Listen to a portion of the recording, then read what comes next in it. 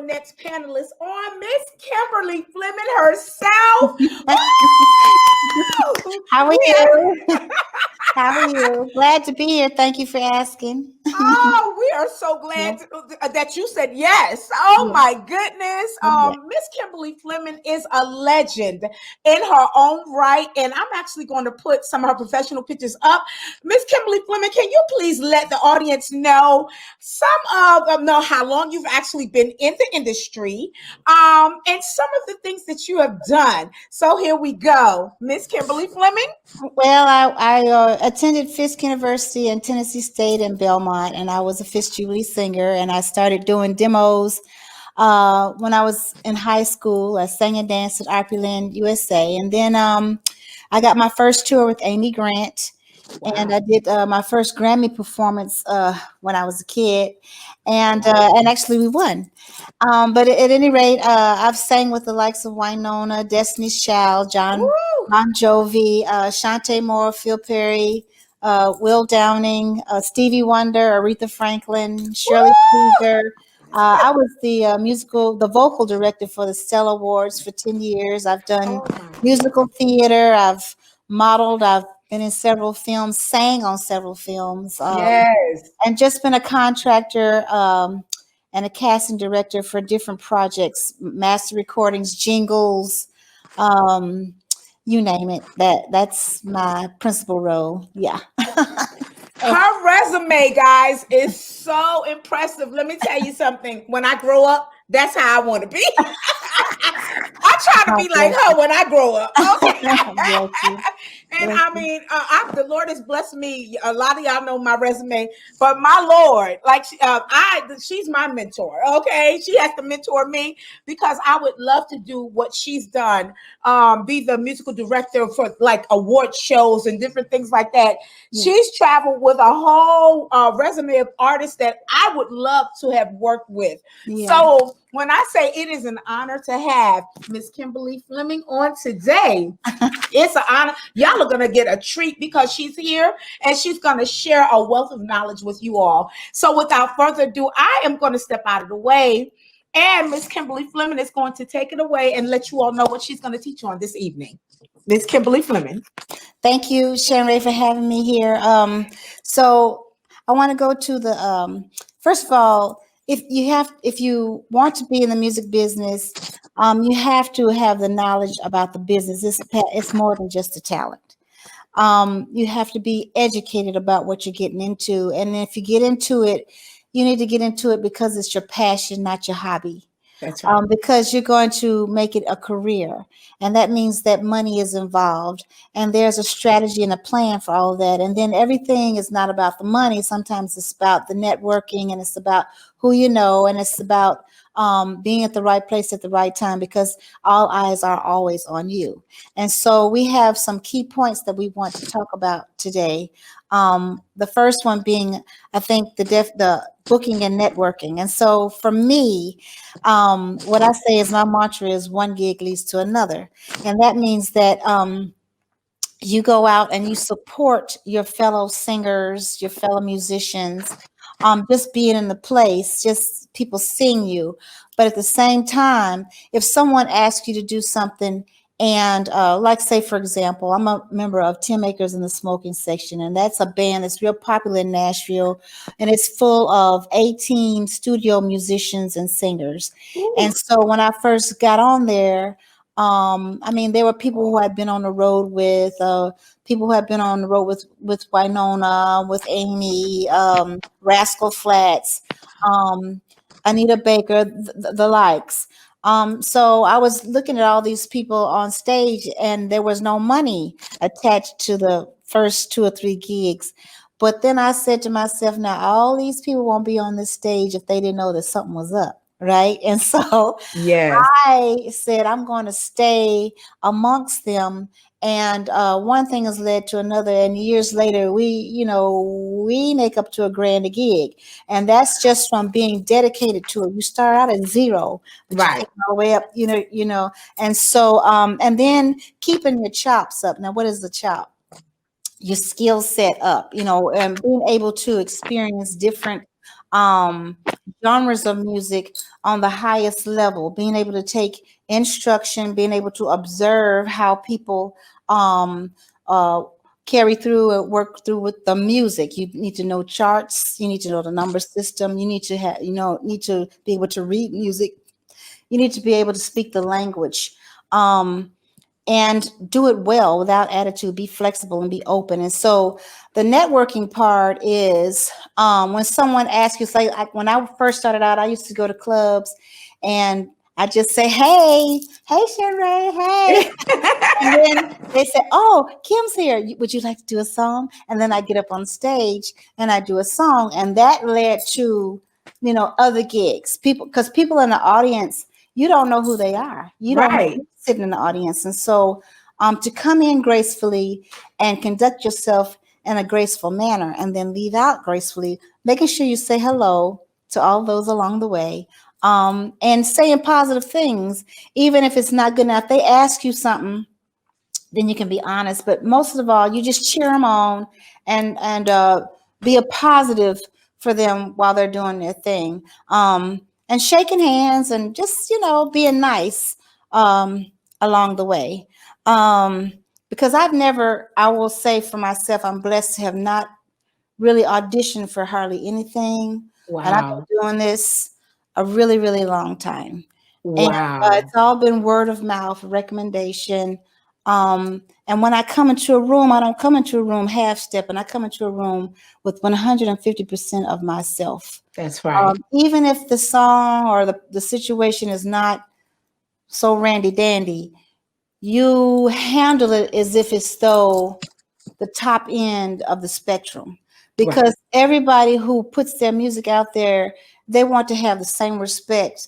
You may have a beginner writer who's not that great, but they would like to have their music handled with the same respect that you would give Beyonce. Right. And because they need that support and that uplift. So yeah, that's about the networking and the booking. Now the next point I have, I think, is that's number 2.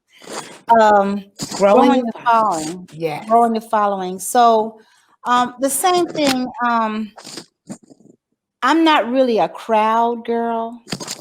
I'm kind of nervous about crowds, and I'm gonna tell you why. Because when I was on the road with Amy Grant, we used to go to the edge of the stage and we used to meet and greet the audience. In fact, a couple of people have moved to Nashville because they said I was so nice to them. They wanted to get in the industry, and I said, come to Nashville. But at the same time, fans are fanatic. They're hyper excited, and they can be get out of hand. So one time, I hate to borrow people's stuff, but a fellow singer of mine, Donna McElroy, she teaches at the Berklee School of Music in Boston, incredible teacher, singer, songwriter.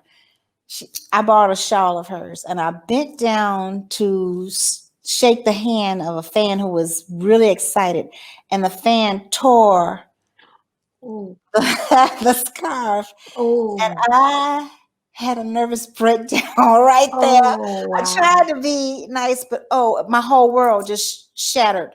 And it made me a little skeptical from there on about being in the midst of the crowd. But they didn't know it. I didn't go off on them. Right. Because I was nice, those people, it started there. It started at Opryland. It started at school, just doing talent shows. But I've got so many followers that, I'm not in the tens of thousands yet, but for me, God has really blessed me. And so you stay nice to those people. You engage with those people. When I talk to them on Facebook or whatever, I always try to have something nice to say. And I will say this, that I did my first Facebook Live performance. I just did it because I didn't want people to be lonely during this COVID season. And I wasn't expecting much. But when I got done, I had over 8,000 followers, and I do not have a record deal. I do not have a promotion company. I do not have, it went off, Andre.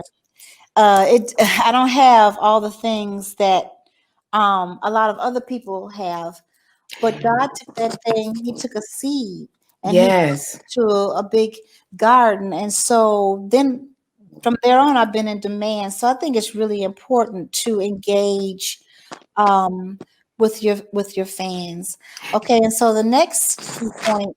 Oh, and I just want to say this: Yes. stay humble. Yes. Don't take anything to smile and Yes.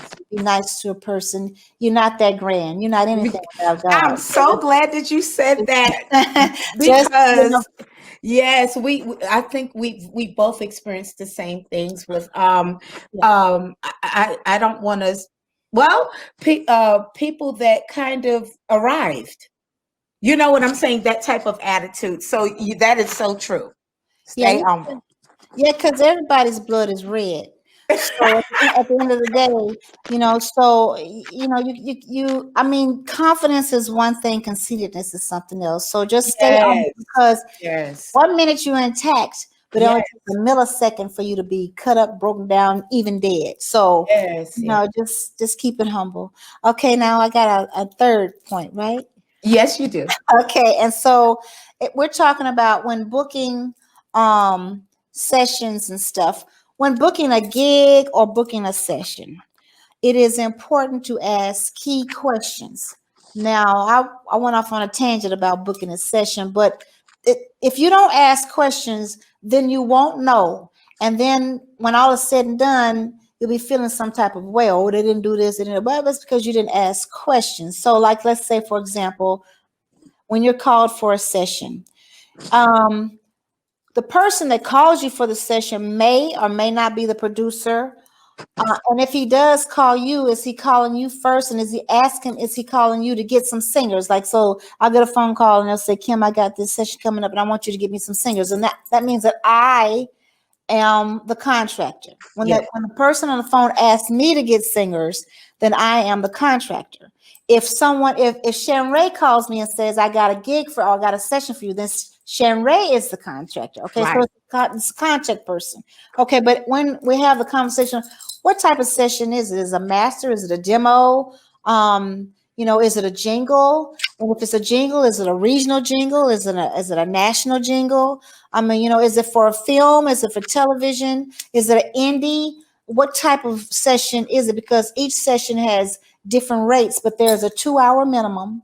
Right. And there's a base scale for the 2-hour minimum. And then there's a base scale for a solo or duo. So me as a soloist, I may get, and so say me and Shanrae sing together, we're solo duo, we'll get the same. But if it spreads out to 3 or more, then there's a contractor fee, and then the rest of the singers divvy up. Now, then in Nashville, well, there's certain things that's stacking. So you put down a side, that's one time you sing, that's one price. Right. Then you put down another side, that's half of that original price. And every time you stack, it builds up like that. So when you're having a conversation with the producer, if he cannot afford to pay you those stacks, you need to get that clear up front before you sing 1,000 times. Right. And they talk about, oh, I didn't know you were going, I didn't know, I didn't have to pay all that. And yeah, you have to pay every time I sing. So if you don't have that budget, let me know that up front so I can cut you a deal. I'm flexible, I'm open. Right.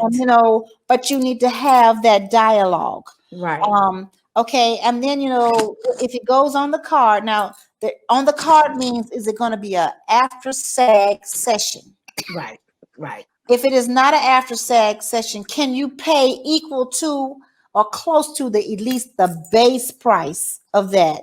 And if you can pay the base price of like it being a master or something, then, can you pay that and you have 2 or 3 different songs, not 2 or 3 stacks, because they say a stack is a song too. No, we're talking about separate songs. So I got 4 songs and I'm going to pay you $180 for each song, or I'm going to pay you $180 for each hour, whichever is greater. Right. And whatever the person can afford. But you need to have that conversation.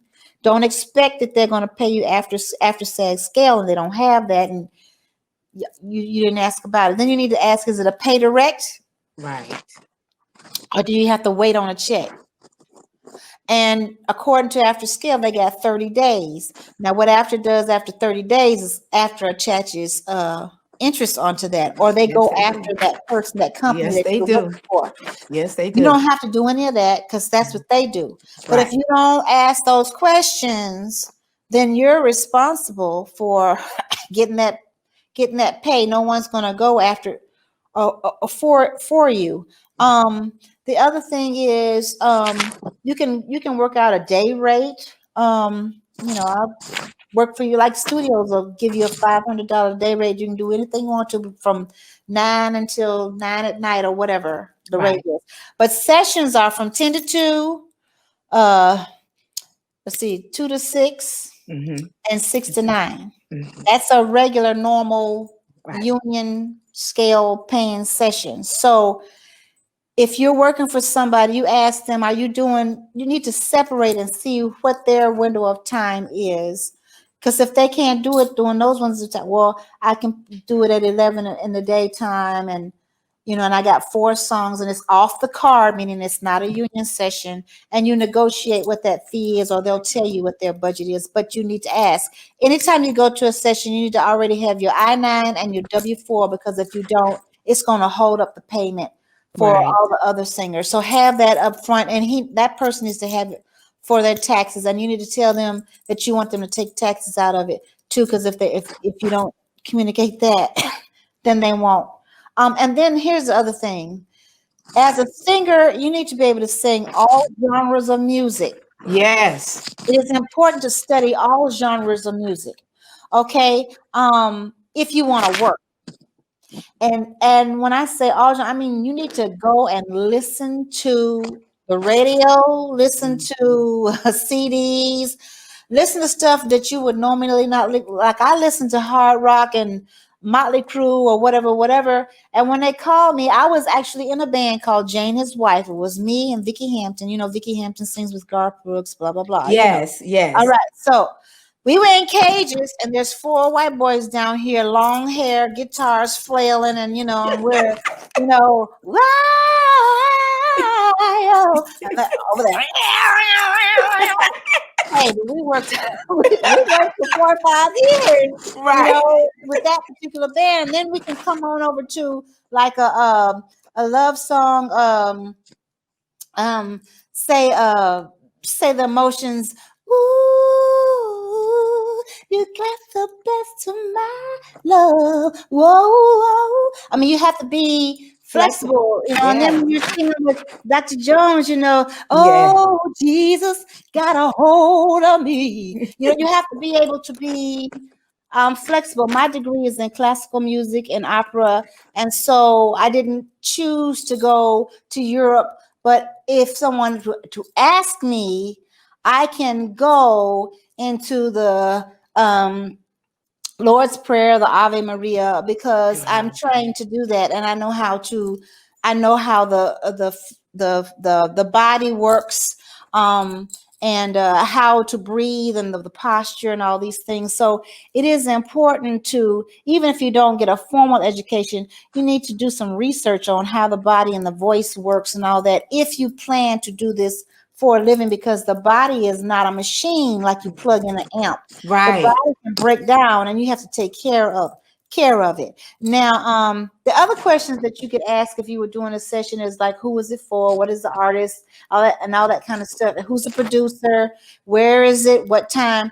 And you need to know these things, because there's a certain mindset. If I'm singing for Reba, like, there's a song out there, here's your one chance fast and don't let me down. Well, I sang that. Okay, so I know Reba is going to go that way. But if I sing, it takes a fool to learn that love don't love nobody. Well, that's Phil Perry. That's a whole nother thing, so I need to be able in my mind to flip. And then the other thing people need to pay attention to is the lyrics, because the lyrics will dictate the attitude and the approach of the song. Now, if you want to book a gig, that's something else. You need to know what the gig is paying, where it is a rehearsal involved, is there a certain look involved, who is that artist, and go study that artist's music as well. You know, is it to travel? You need to have your passport. Always, mine's in my purse. I have passport, I have voice, I'm ready to go. Got a bag. So, I love it. I love yeah, it. Yes. because this is my thing. This is what I do. Right.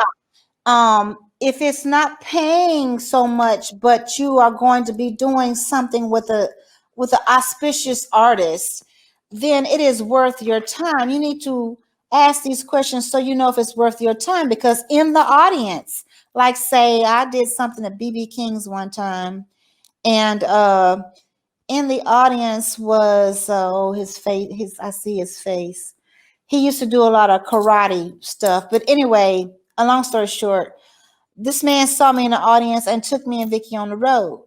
Then I did another thing, and I got to go to Europe with C6 Steve, and I worked at the Royal Albert Hall. They're just things that you get to do from being in the right place at the right time with the right attitude and being prepared, that will get you another gig.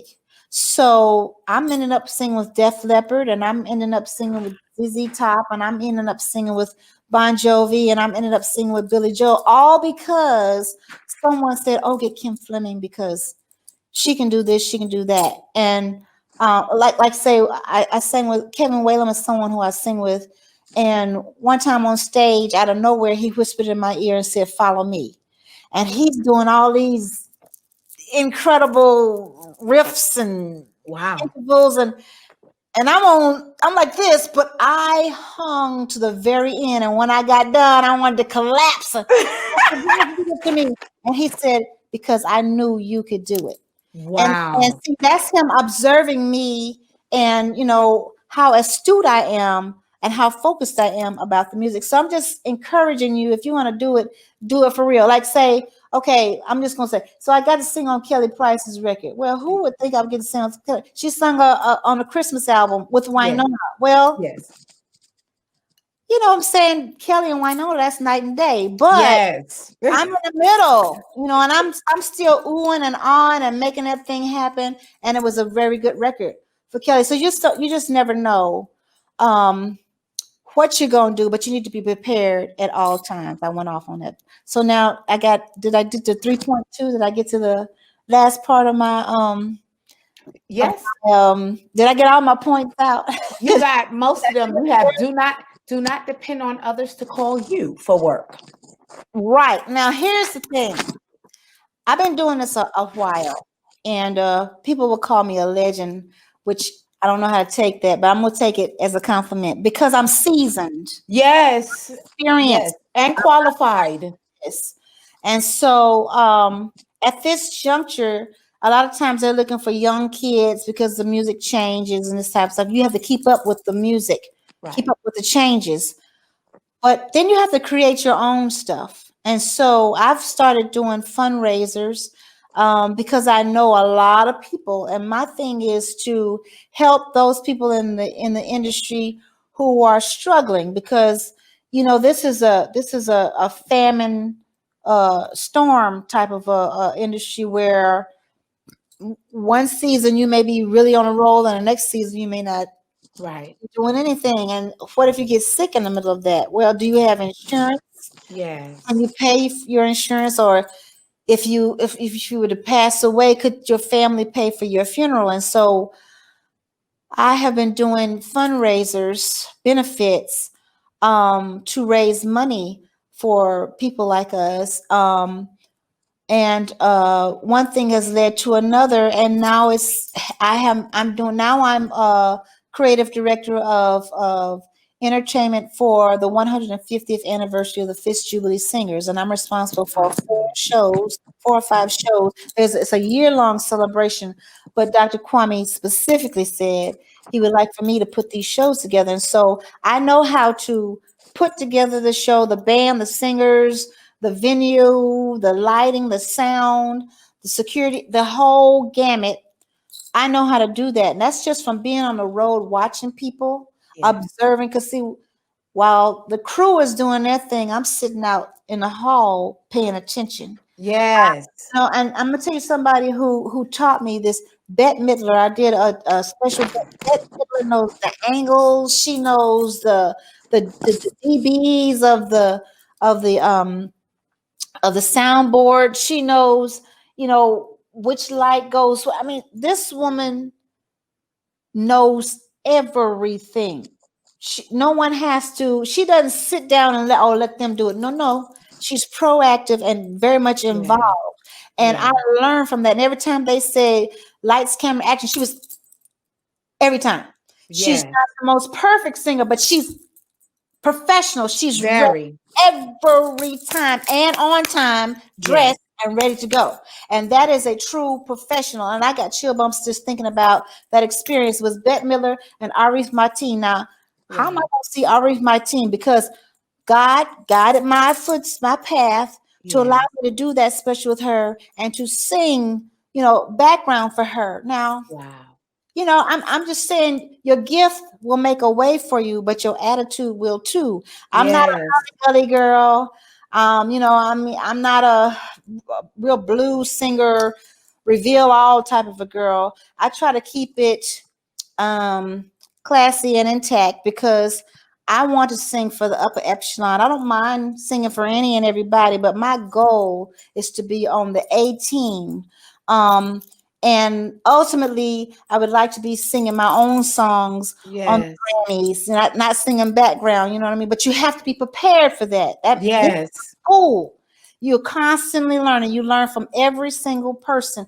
And if you don't get the call to sing on it, create your own show. Yes. Own show and feature other people. I do not mind helping other people. In fact, it makes me feel good to help other people, give other people an opportunity. I mean, everybody's not going to say thank you, and sometimes people are going to hurt your feelings in the midst of it. But when I close my eyes, I can say that I gave purely, not to gain anything, but just because there was the unction of God to say, hey, call this person or give this person a chance or let this person, and especially if people are open to instruction. Like I teach singers how to sing, and my best singers are ones who are like sponges, because when I was coming up, I was like a sponge. Like I grew up with Vicky and Donna, and they were rough on me, but I didn't got no attitude because I knew I wanted to be on the top. I knew I wanted to sing with everybody.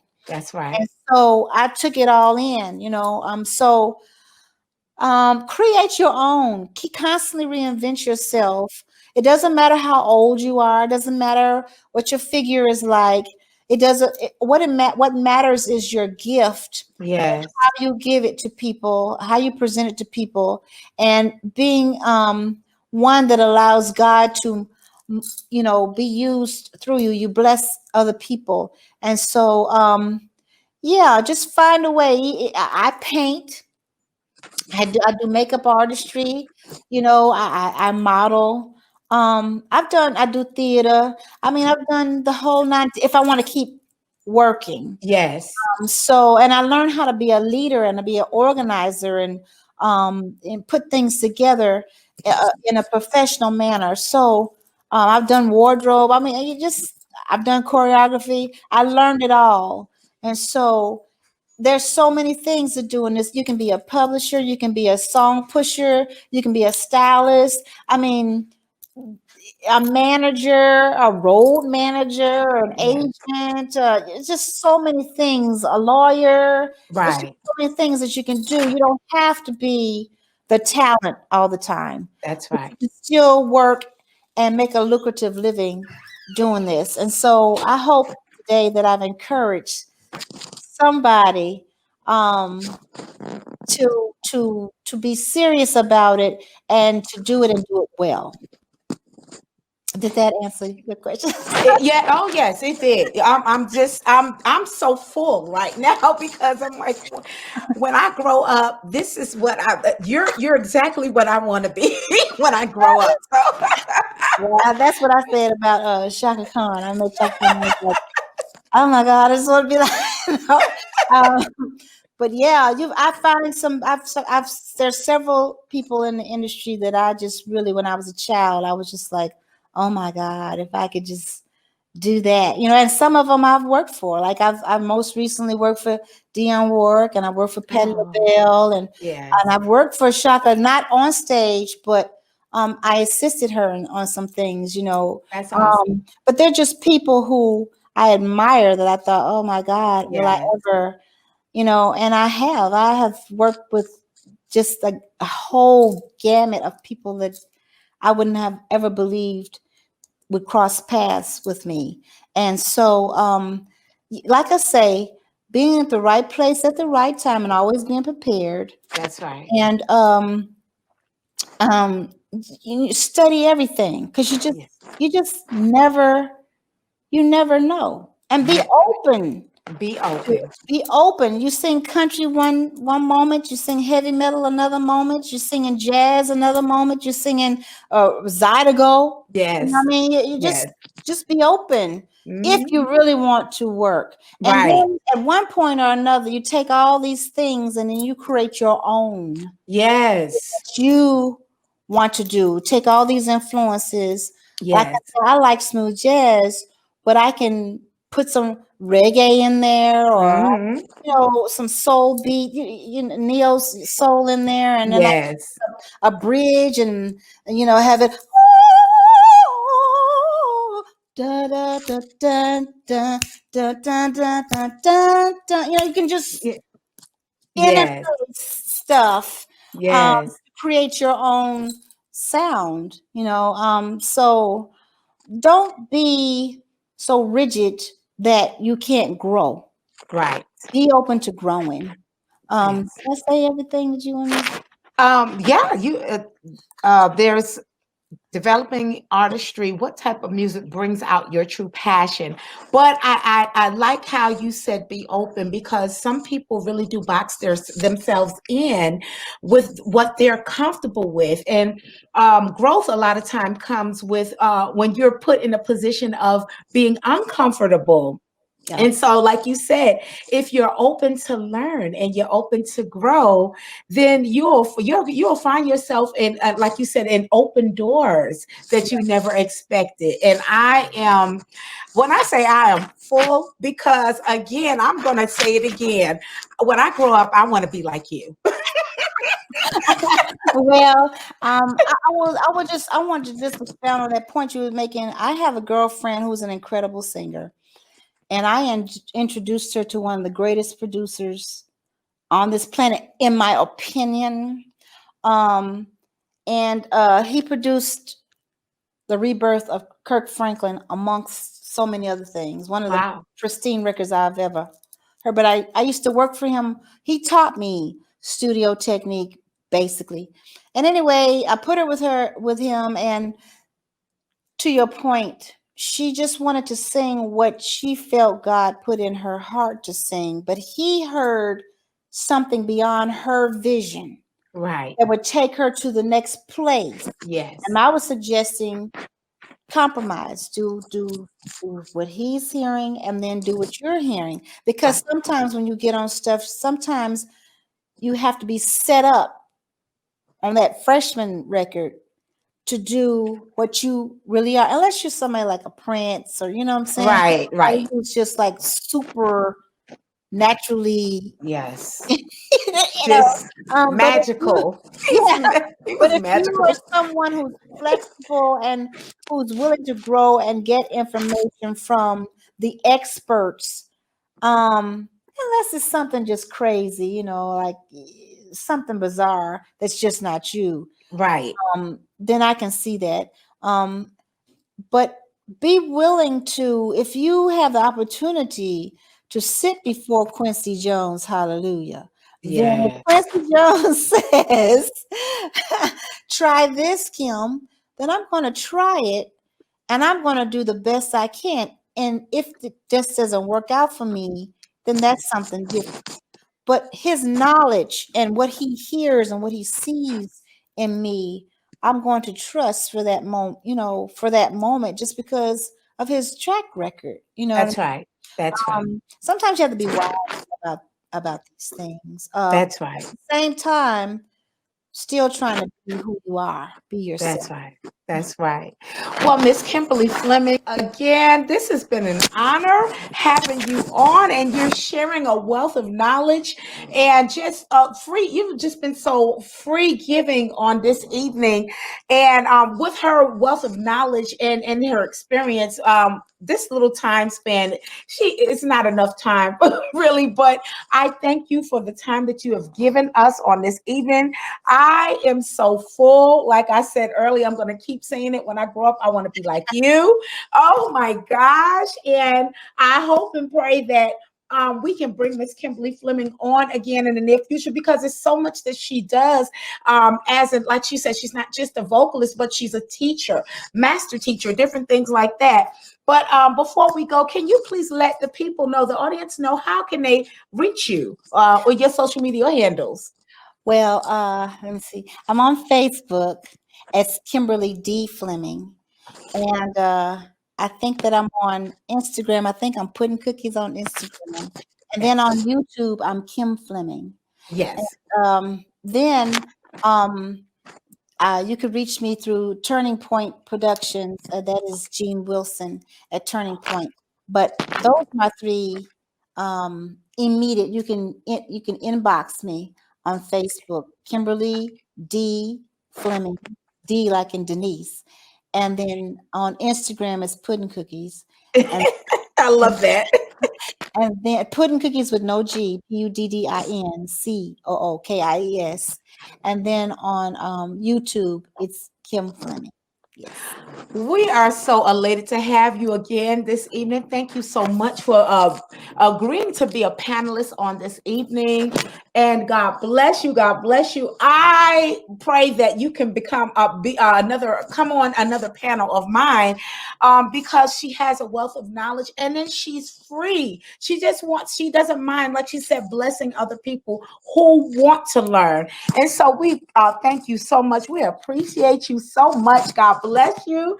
And this has been Miss Kimberly Fleming, our fourth panelist for this evening. Thank you so much. God bless you. Thank you. You too. Love you. Have a good day.